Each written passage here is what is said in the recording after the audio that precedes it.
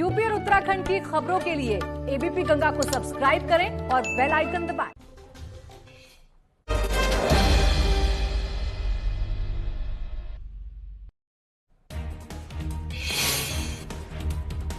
लखनऊ में अवैध निर्माण पर फिर से कार्रवाई शुरू हो गई। ड्रैगन मार्ट पर फिर से एलटीए ने शिकंजा कसा। कोर्ट से राहत न मिलने के बाद यह एक्शन शुरू हो गया था।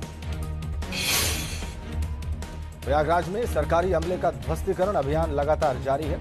इसी कड़ी में विकास प्राधिकरण और दूसरे विभागों की टीमों ने साझा अभियान चलाकर स्वरूप रानी नेहरू हॉस्पिटल में अवैध रूप से बनाई गई 3 दुकानों पर बुलडोजर चलाकर उसे जमींदोज कर दिया। आज पीएम मोदी के दौरे के लिए वाराणसी पूरी तरह से सज चुकी है। चेत सिंह घाट के किनारे लेजर शो के लिए पीएम मोदी क्रूज से नजारा देखेंगे। मेरठ में मामूली बात पर पति ने पत्नी की हत्या कर दी। इसके बाद शव को गड्ढे में दफन कर दिया, लेकिन परिजनों की शिकायत के बाद मामला खुल गया है। पुलिस ने आरोपी को गिरफ्तार कर लिया है। एमएलसी चुनाव को लेकर सहारनपुर प्रशासन पूरी तरह से सख्त है। 1 दिसंबर को होने जा रहे एमएलसी चुनाव के मद्देनजर सभी शराब की दुकानें बंद है। शराब की दुकानें खोलने पर कार्रवाई की जाएगी। बागपत में हर्ष फायरिंग करने वाले शख्स के खिलाफ मुकदमा दर्ज हुआ है। पुलिस ने आरोपी को गिरफ्तार कर लिया है। 1 दिसंबर के चुनाव के लिए मुरादाबाद की चारों तहसील में 12 मतदान केंद्रों पर तैयारियां पूरी कर ली गई हैं। कोविड-19 के पूरे नियमों का पालन के साथ ही मतदान यहां होगा। गाजियाबाद में अवैध कट पर हादसे का सीसीटीवी सामने आया है, जिसमें पिकअप गाड़ी अचानक कार को टक्कर मारती है। कुछ फिल्मी अंदाज में हुआ यह हादसा कैमरे में कैद हो गया। नोएडा के सेक्टर 63 कंपनी की छत पर भयंकर आग से अफरा तफरी मच गई। स्पेयर पार्ट बनाने वाली एक कंपनी की छत पर आग लगी, जिसकी वजह अभी तक पता चल नहीं पाई है। बुलंदशहर के अनूप शहर गंगा तट पर दलदल में नंदी फंस गए, जिसे ड्यूटी पर तैनात पुलिसकर्मियों ने मुश्किल से बचाया। अब इन पुलिस वालों की बहुत तारीफ हो रही है। अलीगढ़ में पंक्चर लगाने वाले को गोली मारकर उसकी हत्या कर दी गई, जिसके बाद से अब पुलिस की टीम जांच में जुटी है। टीम गठित कर आरोपी की तलाश की जा रही है।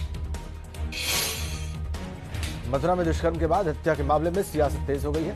पीड़ित परिवार के साथ बीएसपी नेता एसपी सिटी के दफ्तर पहुंचे और पुलिस के खुलासे से संतुष्ट नहीं दिखाई दिए। दरअसल इस केस में पुलिस ने एक साथ नशेड़ी साधु को आरोपी बना पाकर जेल भेज दिया था।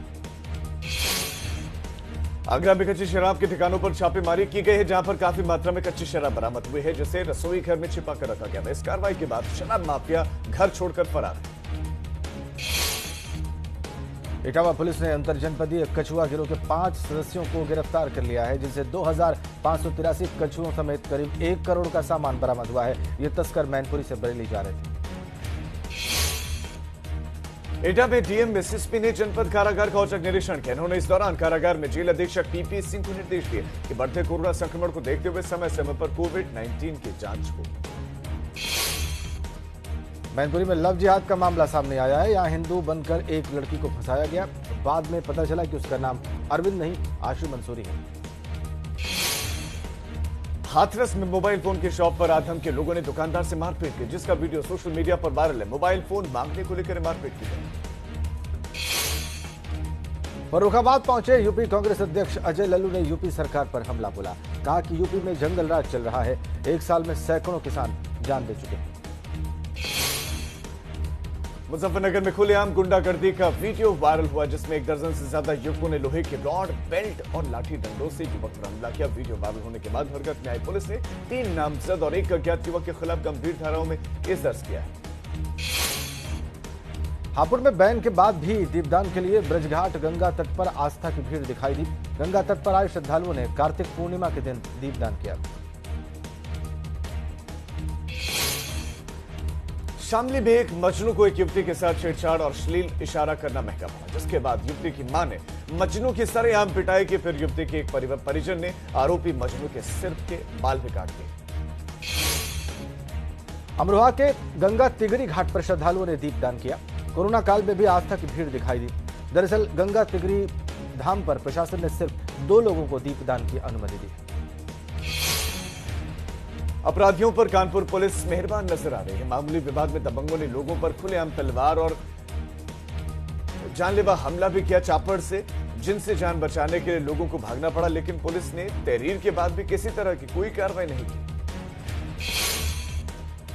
कानपुर देहात में केंद्रीय राज्य मंत्री साध्वी निरंजन ज्योति की रिपोर्ट पॉजिटिव होने के बाद आश्रम में 22 लोगों के सैंपल्स लिए गए।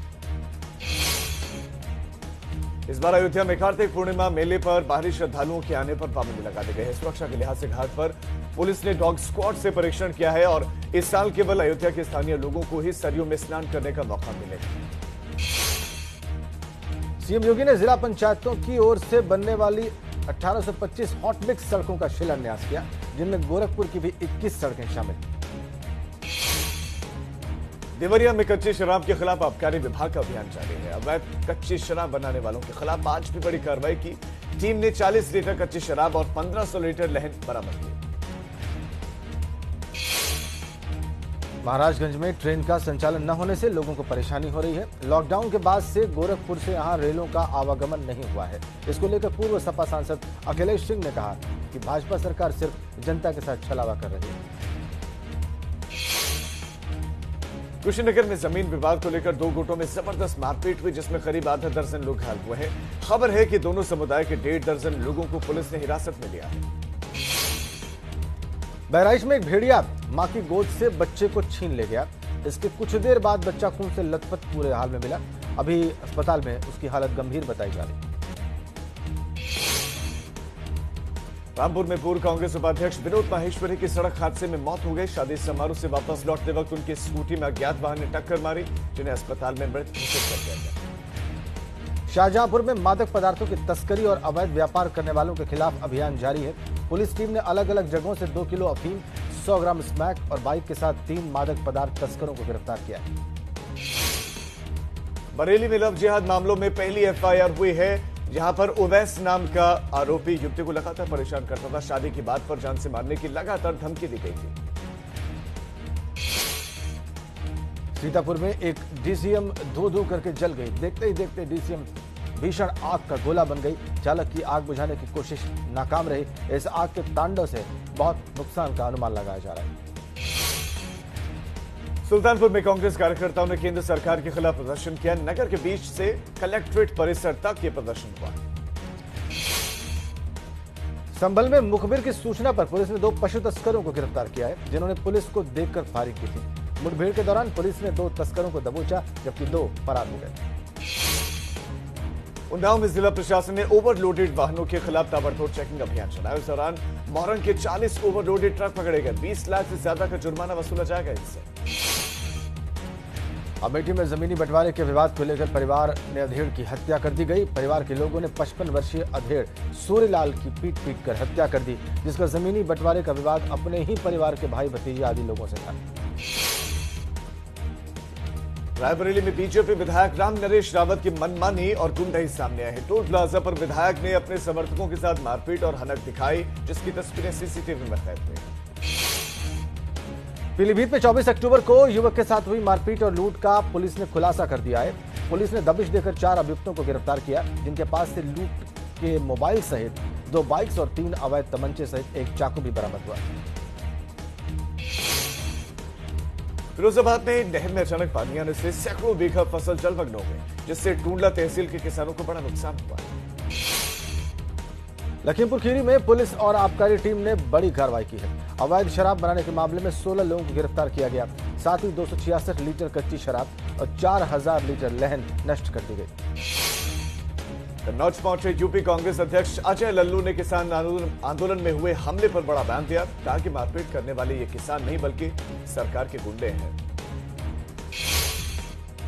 कासगंज पुलिस ने जुए के अड्डे पर छापेमारी कर 12 जुआरियों को पकड़ा है। इनके कब्जे से 36,600 रुपए, 7 मोबाइल फोन्स बरामद हुए हैं। पुलिस ने यह कार्रवाई मुखबिर की सूचना पर की है। अंबेडकर नगर में मजदूरी कर घर वापस जा रहा युवक जहर खुराने का शिकार हो गया। जहर खुरानों ने अपने काम को अंजाम देने के बाद उसे बस में ही छोड़कर वो फरार हो गया। श्रावस्ती में छेड़खानी के आरोप में कुछ लोगों ने युवक की पिटाई कर दी। इस हमले में युवक गंभीर रूप से घायल हो गया, उसकी मौत हो गई। घटना की जानकारी मिलने के बाद डीएम और एसपी ने मौके पर जाकर हालात देखे। संत कबीरनगर में यातायात के प्रति जागरूकता अभियान चलाया जा रहा है। इसको लेकर बाइक रैली निकाले गए। क्षेत्राधिकारी यातायात ने बाइक रैली को हरी झंडी दिखाई। सिद्धार्थनगर में कोरोना मरीजों की संख्या पहले से कम हो गई है। 3 नए मरीजों के साथ आंकड़ा 3,913 हो गया और अभी भी 57 एक्टिव केसेस हैं। गाजियाबाद के चिराड़े में कार अचानक धू धू कर जलने लगी। चलती कार में अचानक आग लगी, जिससे कार जलकर खाक हो गई। ड्राइवर ने कूदकर अपनी जान बचाई। प्रतापगढ़ में एबीपी गंगा की खबर का बड़ा असर हुआ है। इसके बाद महिला अस्पताल और जिला अस्पताल में जन औषधि केंद्र में ताला लगा दिया गया। दरअसल शासन से लाइसेंस निरस्त होने के बावजूद भी जन औषधि केंद्र चल रहा था। मऊ में सपा नेता ने स्कूल पर प्रशासन का बुलडोजर चलाया है। सपा नेता के इंटर कॉलेज में 6 कमरों का उद्ध्वस्त किया गया है। ग्राम समाज के जमीन पर कब्जा कर स्कूल का निर्माण हुआ था। जालौर में पूर्व कैबिनेट मंत्री अभिषेक मिश्रा ने लव जिहाद कानून को सही बताया है, जबकि उन्हीं की पार्टी के मुखिया सपा के राष्ट्रीय अध्यक्ष अखिलेश यादव विधानसभा में इस बिल का विरोध करने की बात कह चुके हैं।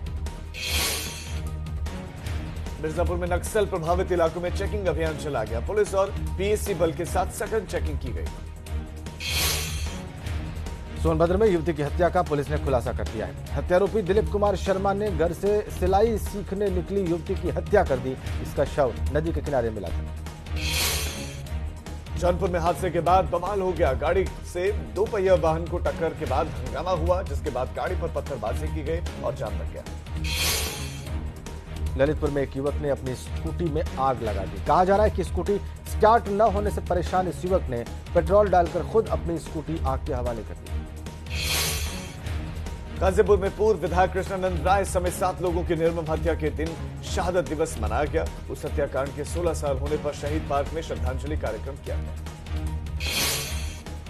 गोंडा में परिवहन विभाग कोविड गाइडलाइंस की धज्जियां उड़ा रहा है। यहां पर यात्री बिना मास्क और सोशल डिस्टेंसिंग के सफर कर रहे हैं।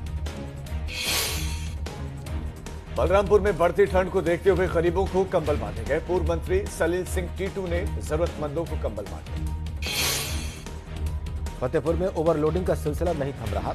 ओवरलोडेड ट्रक ने बाइक सवार को टक्कर मार दी और इसमें घायल बुजुर्ग समेत एक की हालत गंभीर है। और में 8 नए कोरोना के मरीज मिले हैं, जिसके बाद से आंकड़ा 3014 पहुंच गया है। आजमगढ़ में पुलिस का जवान शराब की दुकान पर पेटी के साथ नजर आया। आजमगढ़ रोडवेज चौकी में तैनात इस जवान का वीडियो वायरल हो गया है। कानपुर में नाबालिग लड़की से गैंगरेप का मामला सामने आया। आरोप है कि भाई के दोस्तों ने दोस्त की बहन के साथ गैंगरेप जैसी घटना को अंजाम दिया। पुलिस ने 2 आरोपियों को गिरफ्तार किया है। बाराबंकी में फर्जी शिक्षक गिरफ्तार किया गया है, जो किसी दूसरे के नाम पर सरकारी अध्यापक की नौकरी कर रहा था। कहा जा रहा है कि आरोपी शिक्षक पहले ही जेल जा चुका है। बस्ती में एसपी हेमराज मीणा के निर्देश पर 2 जिला बदर अपराधी गिरफ्तार किए गए। पुलिस ने अभियुक्त अमित कुमार चौधरी के पास से 600 ग्राम गांजा भी बरामद किया। भदोही में जमीनी विवाद को लेकर 2 पक्षों में लाठी डंडों से जमकर मारपीट हो गई। दोनों पक्षों में लाठी डंडों से हुई मारपीट का यह वीडियो वायरल हो गया है। इसमें दोनों पक्षों के लोग लाठी डंडे से एक दूसरे को जमकर पीट रहे हैं। कोरोना संक्रमण के बढ़ते मरीजों को लेकर अभियान चलाया जा रहा है। बिजनौर में पुलिस अधीक्षक ने नन्हे मुन्ने मासूम बच्चे और दुकानदारों को अपने हाथों से मास्क पहनाकर जागरूक किया। बलिया में डबल मर्डर का खुलासा पुलिस ने कर दिया है। मां और बहन की हत्या बेटों ने ही की थी। कुल्हाड़ी से वार कर दोनों को मौत के घाट उतार दिया था। बदायूं में कलेक्ट्रेट के सामने राष्ट्रीय विकलांग पार्टी ने अपनी मांगों को लेकर हंगामा किया। राष्ट्रीय विकलांग पार्टी ने पेंशन, विकलांग कार्ड जैसी कई महत्वपूर्ण मांगों को लेकर सरकारी मशीनरी पर गुस्सा उतारा। सुल्तानपुर में घर से कोचिंग जा रही छात्रा को ट्रक ने रौंद डाला। इस हादसे में छात्रा की मौत हो गई। हमीरपुर पहुंचे सपा प्रदेश अध्यक्ष नरेश उत्तम ने बीजेपी सरकार की निंदा की और सरकार को किसान विरोधी बताया। बांदा में 2 कारों की आमने सामने की टक्कर हो गई। हादसे में एक अधिवक्ता की मौत हो गई, जबकि एक की हालत गंभीर है। महोबा में किसानों ने केंद्र सरकार के खिलाफ प्रदर्शन किया। झांसी मिर्जापुर राष्ट्रीय राजमार्ग पर जाम लगाकर प्रदर्शन किया, जिसके चलते घंटों यातायात बाधित रहा। बच्चों के यौन शोषण के आरोपी इंजीनियर रामभवन का जिला अस्पताल चित्रकूट में फिर से कोरोना टेस्ट कराया गया। रैपिड टेस्ट में रामभवन की तीसरी कोरोना रिपोर्ट नेगेटिव आई है। झांसी के नवाबाद थाना इलाके में नवजात का शव मिला है, जिसे जानवर नोच रहे थे। मुश्किल से भीड़ ने नवजात के शव को जानवरों से छुड़ाया।